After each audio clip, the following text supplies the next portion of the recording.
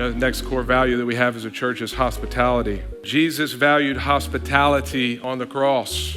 On the cross, it wasn't just Jesus. There was one to his left and there was one to his right, and there were criminals. And one of the criminals was right there talking to Jesus.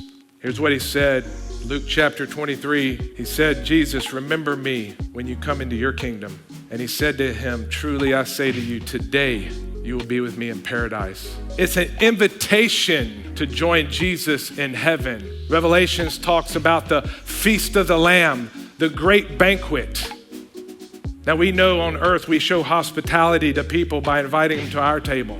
And we know we show hospitality to people by inviting them to this table right here, this church that we're eating from the table of the Lord together right now. But the highest table is Jesus's table. Luke chapter 14, verse 12, Jesus, he said also to the man who invited him, when you give a dinner or a banquet, do not invite your friends or your brothers or your relatives or your rich neighbors, lest they also invite you in return and you be repaid. But when you give a feast, invite the poor, the crippled, the lame, the blind, and you'll be blessed because they cannot repay you.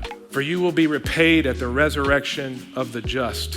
When one of those who reclined at the table with him heard these things, he said to him, blessed is everyone who will eat bread in the kingdom of God. But he said to him, a man once gave a great banquet and invited many.